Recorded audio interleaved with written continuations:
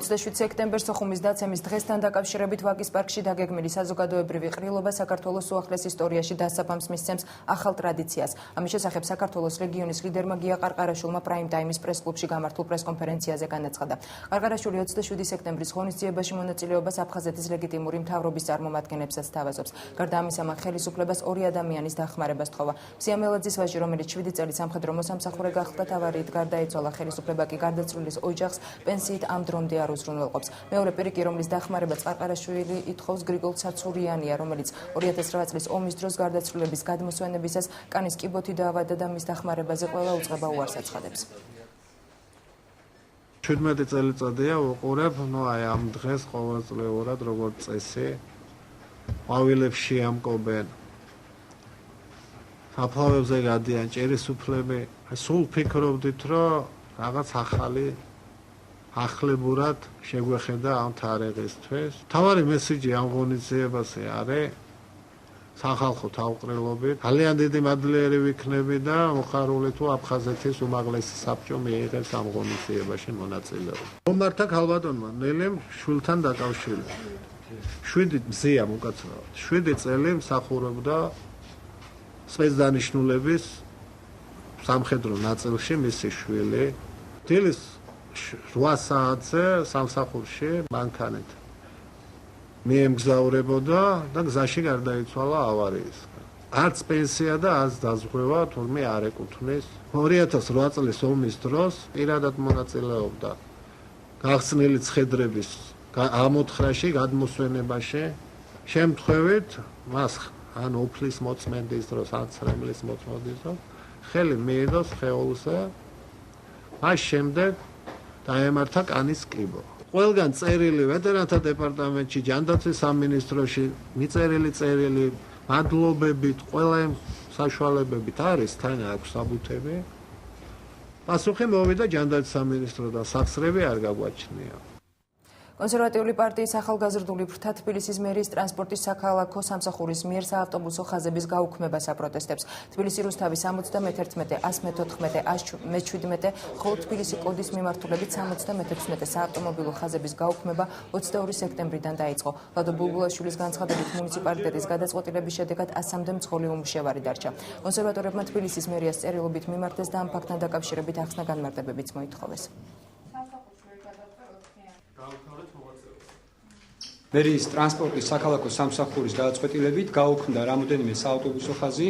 ეს ეხება იმ ყვითელ ავტობუსებს, რომელიც ჩამოიყვანა ეს ჰოლანდიიდან. ეს ხაზებია ნომერი 71, ნომერი 114, ნომერი 117, თბილისი რუსთავი, ნომერი 76. საქართველოს კონსერვატიული პარტია რა თქმა უნდა აპროტესტებს ამ ფაქტს და ჩვენ დღესვე გავაგზავნით წერილს ბატონ აკაკი ჯოხაძის სახელზე, რომელიც არის თბილისის მერიის ტრანსპორტის საქალაქო სამსახურის ხელმძღვანელი და ვთხოვთ მას, რომ გამოგვიგზავნონ ის გარემოებები თუ რა მაიძულა მათ ამ გადაწყვეტილების მიღებამდე მისვლა. ახალ მემარჯვენეებში ორგანიზაციული და საკადრო ცვლილებები მიმდინარეობს. ახალი ფორმატითა და რეჟიმით იმუშავებს პარტიის მთავარი კომიტეტიც. იგეგმება პარტიის ლიდერთა საბჭოს ჩამოყალიბებაც, გაერთიანების ფუნქცია, პარტიის ტაქტიკის შემუშავება და სამომავლო გეგმების განსაზღვრა იქნება. კიდევ ერთი ცვლილება აღმასრულებელი მდივნის პოზიციაში ეხო ამ პოსტს მემარჯვენეების ახალგაზრდული ორგანიზაციის ყოფილი თავმჯდომარე რევაზ სოხაძე დაიკავებს. მთავარი კომიტეტი გახდა ძირითადი ორგანო, რომელიც იღებს პოლიტიკურ გადაწყვეტილებებს, რომელიც გაფართოვდა და რეგიონალური წარმომადგენლობა გაიზარდა მთავარ კომიტეტში. მთავარი კომიტეტი ყოველთვიურად შეიკრიბება, მაგრამ მთავარ კომიტეტებს შორის პერიოდში პარტიის პოლიტიკურ ხელმძღვანელობას თავიდან ბოლომდე იღებს ლიდერთა საბჭო, ესეთი სტრუქტურა, რომელშიც თავმჯდომარის გარდა შევა გენერალური მდივანი დავით საგანელიძე, ქალბატონი ფიქრია ჩიხრაძე, მანანა ნაჭყებია მამუკა კაციტაძე, მაგრამ ლიდერთა საბჭო არ იქნება დაკავებული ყოველდღიური პარტიული ხელმძღვანელობით, აღმასრულებელი საქმიანობით და პარტიული მშენებლობით.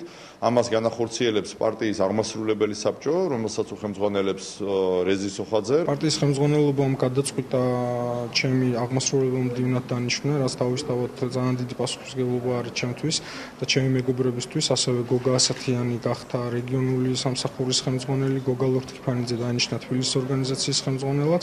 და ჩვენი აღმასრულებელი საბჭოს მთავარი ფუნქცია და ამოცანა იქნება, რომ პარტია უახლოეს პერიოდში სრულად ყოფნაში იყოს არჩევნებისთვის და ყველა იმ პროცესისთვის, რომელიც ქვეყანაში შეიძლება განვითარდეს. ჩვენ უნდა გავაძლიეროთ ახალგაზრდა მემარჯვენეების ახალგაზრდული ორგანიზაცია, მოვიცვათ მთელი რეგიონი, სრულიად საქართველოს სტუდენტობასთან ერთად და სტუდენტებთან ერთად და რაც შეიძლება მალე უნდა დავამარცხოს აღნიშნული რეჟიმი, რაც თავარია არჩევნებით და სტუდენტების და ახალგაზრდების აქტიურობა.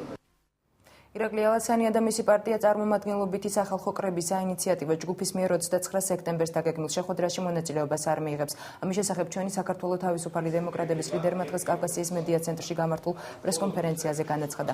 ალასანიას თქმით, ამ შეკრებაში მონაწილეობას იღებს პირადად მისთვის ძალიან პატივსაცემი რამდენიმე ადამიანი, თუმცა თავად შეხვედრაში მონაწილეობას არ გეგმავს, რადგან მისი განმარტებით შეკრების გზით კონკრეტული მიზნის მიღწევა საეჭვოა.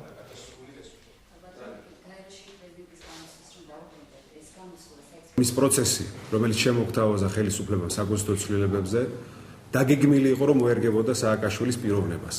მთელი ლოგიკა კონსტიტუციონალიზმის, კონსტიტუციის განვითარების ჩვენს ქვეყანაში სააკაშვილის პირობებში იყო მიდრეკილი იქითკენ, რომ გამყარებული იყო ის ინსტიტუტი, განუზომელი ძალაუფლებით, სადაც სააკაშვილი იყო. ესე იყო შევარდნაძის დროსაც, როდესაც სააკაშვილი გახდა იუსტიციის მინისტრი, მან ყველაფერი გააკეთა იმისთვის, რომ იუსტიციის სამინისტრო ყოფილიყო გაძლიერებული და მისი უფლებები ყოფილიყო გაზრდილი. შემდეგ, როდესაც გახდა პრეზიდენტი, დაივიწყა მთლიანად იუსტიციის სისტემა, დაივიწყა მართლმსაჯულება და როგორ დღეშია ჩვენი სასამართლო დღეს, ყველამ კარგად ვიცით და გააძლიერა საპრეზიდენტო ინსტიტუტი. ეხლა აპირებს სწორედ იმას, რომ პრემიერის ინსტიტუტის გაძლიერებით მოიმზადოს თავისი ხელისუფლებაში გაგზელების ფორმა. სისტემა ისევ ერგება ერთ პიროვნებას. ანუ ქვეყანა ისევ დარჩება ერთი კაცის ქვეყნად. ამას ვეწინააღმდეგებით ჩვენ, სააკაშვილმა მისმა ადმინისტრაციამ დიდი შანსი გაუშვა ხელიდან, სწორად მშვიდობიანი კავკასიის უსაფრთხოების მექანიზმების შექმნისთვის ჩვენს ქვეყანაში 2005-2006 წლებში. მას არ გააჩნია არანაირი ლეგიტიმურობა დღეს და ნდობა საერთაშორისო აქტორების მხრიდან, რომ ამგვარი დიდი პროექტი, უსაფრთხოების, რეგიონალური უსაფრთხოების დიდი პროექტი ინიცირებული იქნას მისგან. ასე რომ მე ვთვლი, რომ ეს არის მორიგი კიდევ ერთი მე ვიტყოდი ყალბი დაპირება და ინიციატივა გაეროს ტრიბუნიდან გაჟღერებული, რომელიც არაერთხელ გვიდახია ჩვენ ბოლო წლების განმავლობაში. წარმომადგენლობითი სახალხო კრება ქვეყნის მომავლისთვის მნიშვნელოვან ფუნქციას უნდა ატარებდეს. ამის შესახებ კახა შარტავამ პრაიმ ტაიმში საუბრისას განაცხადა. მიზნით მტკვრილობის ორგანიზების მისი მიზნებისა და სამოქმედო გეგმის შესახებ ეროვნულმა ფორუმმა საკუთარი პოზიცია საინიციატივო ჯგუფს უკვე გადასცა. ეროვნული ასამბლეის იდეა არის მნიშვნელოვანი ჩვენთვის და მისასალმებელი. ეროვნული ასამბლეა წარმომადგენლობითი სახალხო კრება უნდა ემსახურებოდეს ისეთი ამოცანების გადაჭრას, რომელმაც ნაბიჯი უნდა გადაადგევინოს საქართველოს ეროვნული თვითგამორკვევის მიმართულებით, ეს საშინაო მდგომარეობას ეხება თუ საგარეოს და თანაც ყოველთვის გახდით მომხრე იმისა, რომ იდეა ასეთი კრების ჩატარების შესახებ წამოსულიყო საზოგადოების მხრიდან და არა პოლიტიკური პარტიების მხრიდან. შეხვედრებისას, რომელსაც ისინი ატარებდნენ სხვადასხვა პარტიის წარმომადგენლებთან, ჩვენი მოსაზრებები მის თაობაზე თუ რას უნდა ემსახურებოდეს ეს ყრილობა ჩვენი წარმოდგენით, როგორ უნდა იქნას მოწვეული, რა ვადებში, რა პასუხისმგებლობა უნდა იყოს საკუთარ თავზე, რა გადაწყვეტილების ლეგიტიმაცია უნდა მოხდეს აქ და როგორ უნდა მომზადდეს ეს გადაწყვეტილებები. გადავეცით ინიციატორთა ჯგუფს არა მხოლოდ სიტყვიერად, არამედ წერილობით. ჩვენ ორგანიზაციულად შევძლებთ უზრუნველყოფთ ნებისმიერი მასშტაბის საპროტესტო აქცია, ისე რომ არ გადაიზარდოს ეს ქაოსში და არ მივცეთ ხელისუფლებას გამოიყენოს საპროვოკაციო. არსებობს ინფორმაცია, რომ ხელისუფლება ძალაუფლების შესანარჩუნებლად და საარჩევნო გარემოს შეცვლის პროცესის ჩასაშლელად ზათ არის რაღაც არეულობების ინსპირირებაც კი მოაწყოს გამწვავებული სოციალური პრობლემების ფონზე მოულოდნელად შეიძლება დედაქალაქში დაიწყოს დარბევები, მაღაზიების დამტვრევები, ქუჩაში ხალხის გამოყვანა, რასაც შეიძლება მოყვეს მსხვერპლი და ამ მსხვერპლის და აი ამ უწესრიგობის აღკვეთის მიზნით ტოტალურ ძალაუფლებას გამოიყენებს ხელისუფლება, რითიც მოასუფთავებს პოლიტიკურ სექტორსაც. წესრიგის დამყარება ნიშნავს სრული პოლიტიკური კონტროლის აღებას ხელში.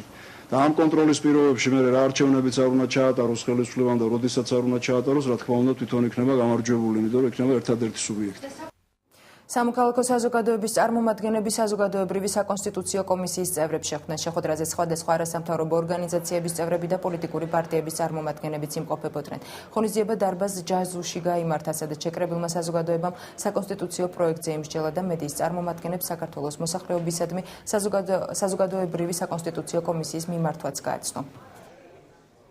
ჩვენ უნდობლობას ვუცხადებთ არსებულ რეჟიმის მიერ ძალადობრივი გზით თავს მოსხურ კონსტიტუციის კონსპექტს და მოვითხოვთ უმოკლეს ვადაში ღირსეულ დემოკრატიული კანონპროექტის საჯარო საზოგადოებრივ განხილვას სამართლიან და გამჭვირვალე ვითარებაში. იდეა არის ის, რომ ერთიანად შევიტანოთ ყველა პეტიცია და მოვითხოვოთ საკანონმდებლო საკონსტიტუციო ცვლილების უკან გამოთხოვა, იმიტომ რომ მიგვაჩნია, რომ მისი გაკეთილშობილება და მისი რედაქციული ცვლილება შეუძლებელია, ხოლო თუ ეს მოხდება, მაშინ მივიღებთ სრულიად ახალი ტიპის კონსტიტუციურ ცვლილებათა პროექტს. საბოლოო შედეგი მიღწევადი იქნება იმ შემთხვევაში, თუ გაჩნდება ხელისუფლების პოლიტიკური ნება ასეთი განხილვების ფართოდ წარმოებისა.